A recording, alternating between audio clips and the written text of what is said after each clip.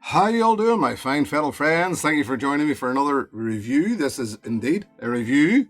It is review number 202, and it is of a bottle which was released in 2022. This is Gold Spot. Thank you for joining me, the Whiskey Novice. I ran out of rhymes. I was going to try and throw something else in there, but that was it. I was done. Gold Spot. Yes, this one. Irish whiskey. Pot still. Midleton distillery. Mitchell's. What are they actually called? Well, Mitchell and Son. It's always...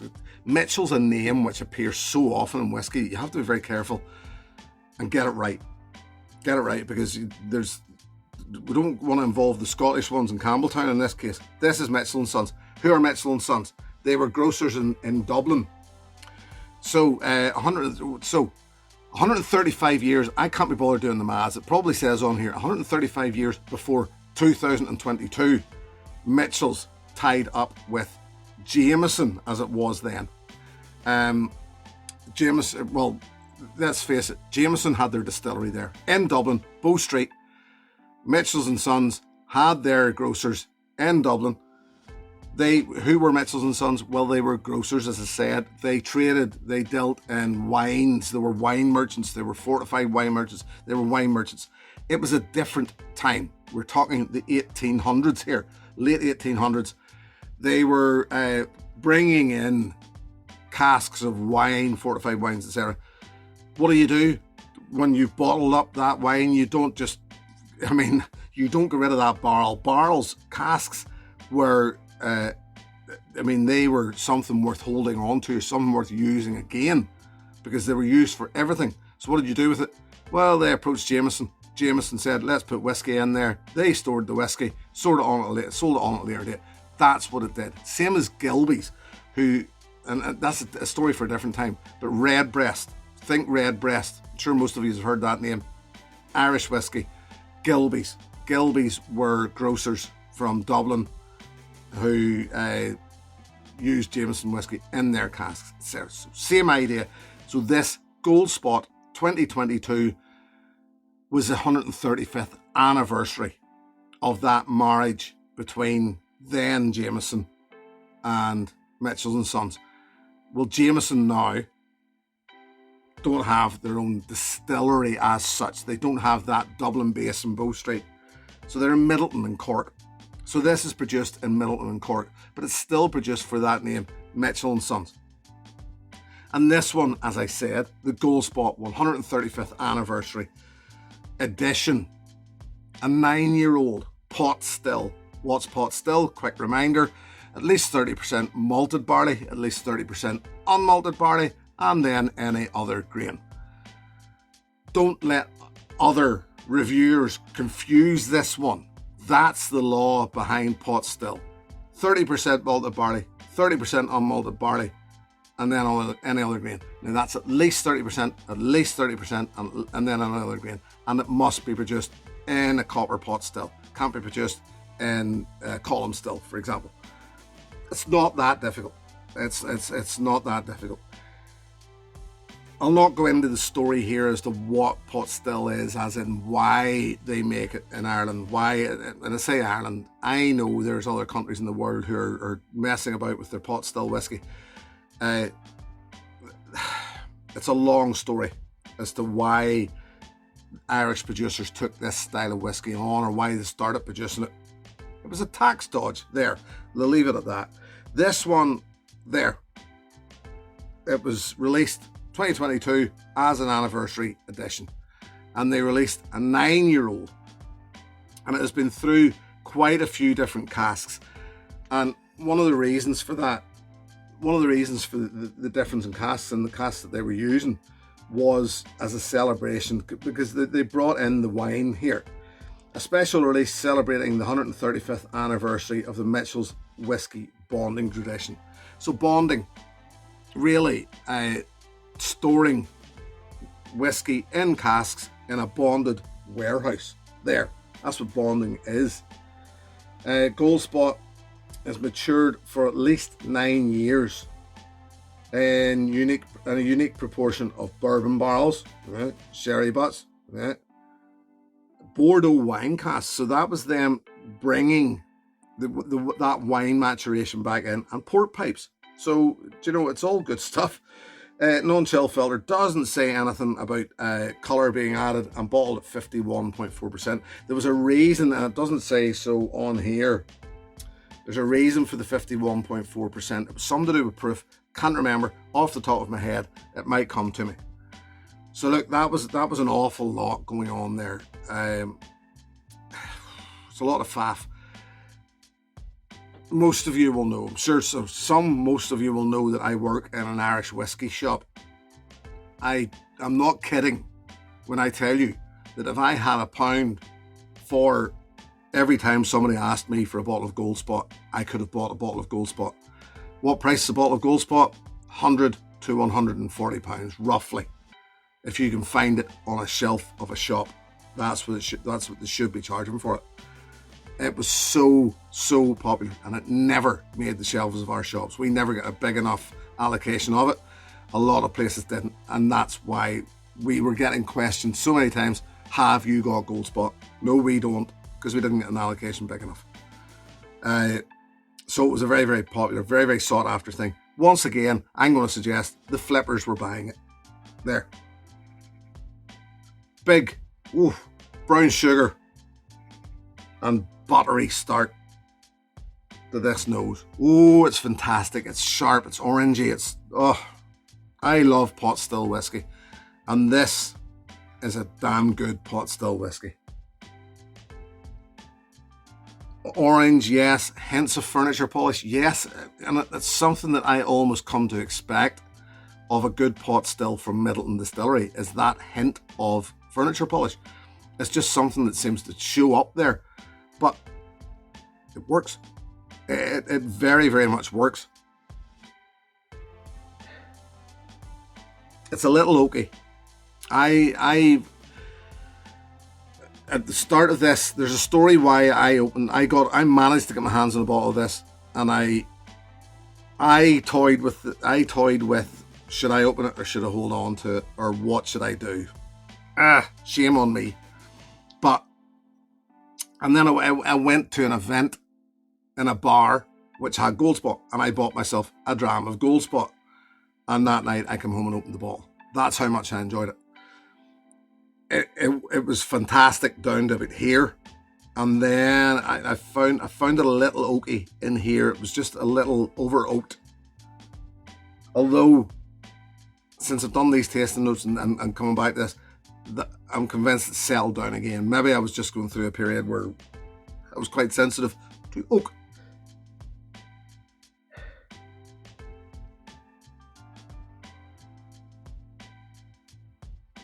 It's been through a lot of casks. It has. And fair play to them. It's well balanced. Nothing dominates. It's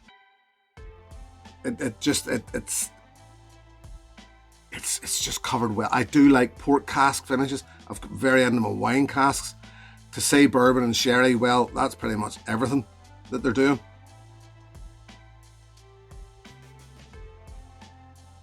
Yeah, there's a good balance here.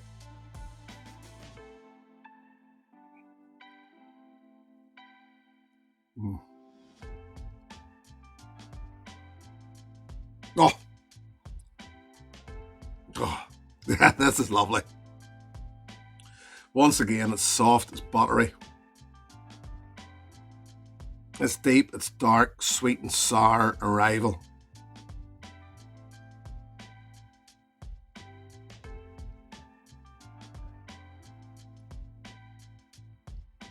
Once again, there's this big red fruit rush. Oh, man.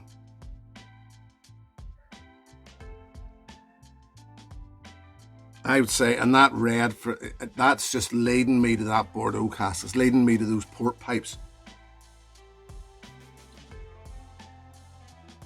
I was lucky enough to meet Billy Layton the blender down at Midleton, the head blender.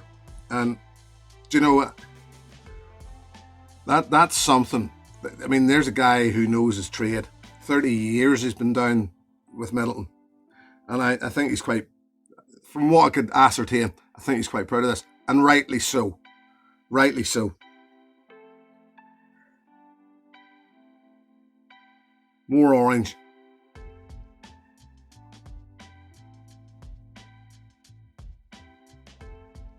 Plum.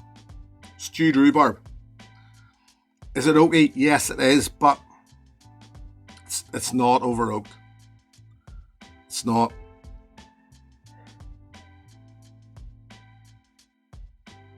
And if it is, if that oak, any oak that is there identifies as cola, there's a lovely cola note running the whole way through the palate.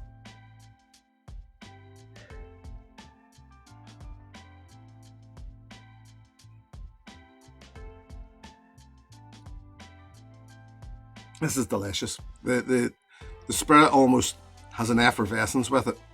It's, as I said, cola and almost a sparkling feel. It's lovely. It really is lovely.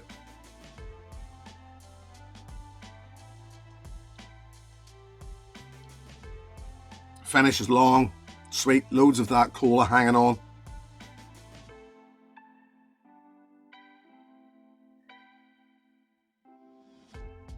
There's a mixed herb, some sort of mixed herb in the background. I'll add some water. I'll not add a lot of water. As much as it's 51.4%, I don't like to, I've said before, I don't like to add too much water to Irish whiskey. I find it can overpower, the water can drown it very, very quickly. It's my theory about triple distillation. Maybe I'm wrong, but I'll add a little water, see what happens.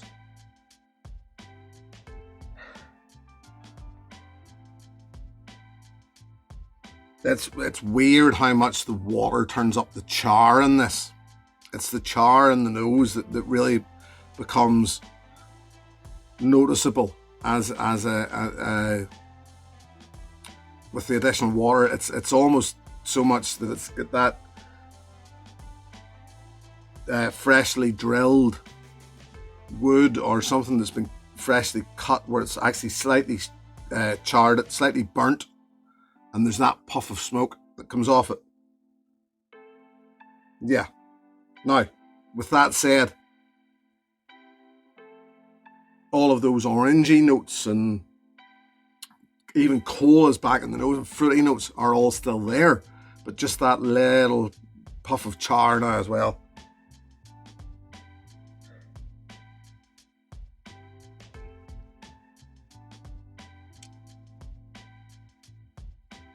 Not a lot changes in the palate. Becomes a bit softer, obviously.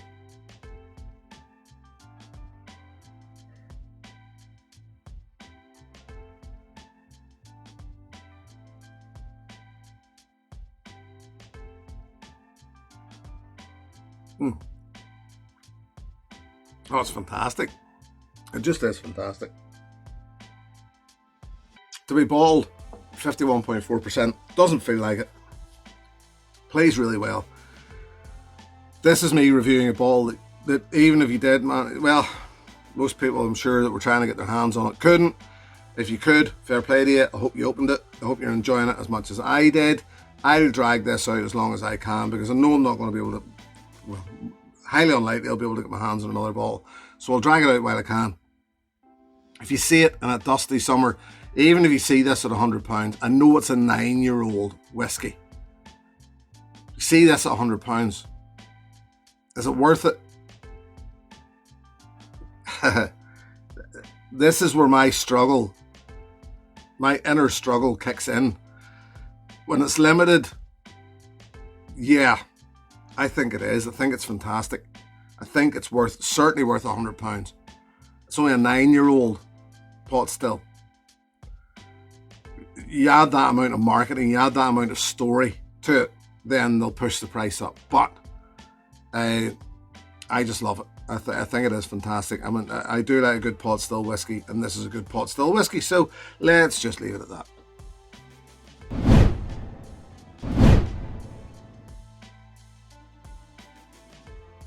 Right then, what would I recommend as an alternative? Well, it was and wasn't difficult. I have a passion for the Spot series. Some of them are overpriced, extremely overpriced, I think. Some of them are just all right. But there's three, certainly two whiskies within the Spot series that I will buy, and to me stand out above the crowd.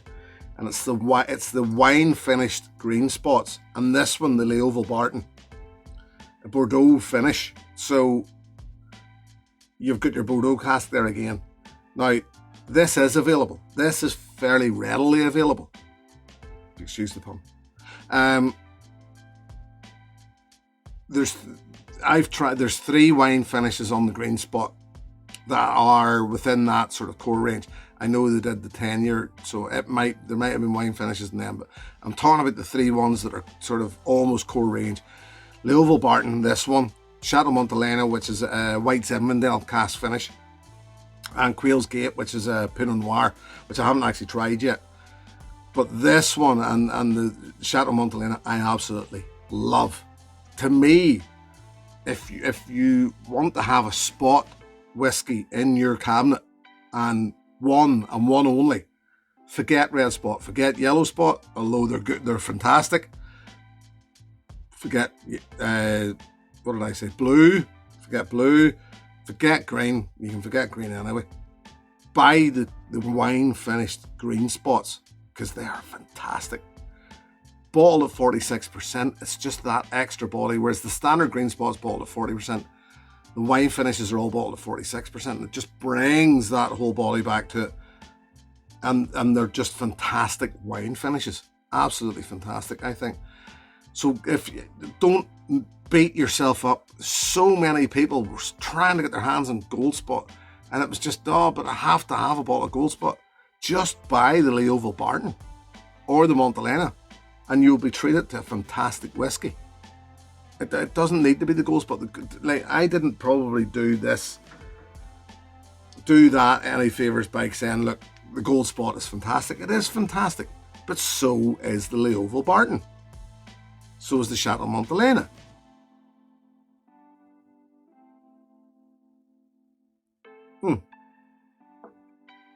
It's just so sweet and rich, but not over sweet, balanced. It's lovely. It is lovely. It is lovely. So there you go. Gold Spot, if you can get your hands on it, yeah, £100. Yeah, I would actually recommend it. I'll not, will I replace it? Highly unlikely, because I'll never see it again. There you go. Thank you very much for joining me. I think I've dragged this out long enough. Thank you very, very, very much to my patrons. Should anybody wish to join that group, the details are in the video description below. And if you wish to take a little look at this video up here, over my left shoulder, the dodgy one, there's a little video linked to further information about my patronage. Whew, I dragged that out. Thanks for joining me, my friends. Look after yourselves. Here's your good health. Cheers. Hey, thanks for watching my video. Please click and subscribe to be notified of further content.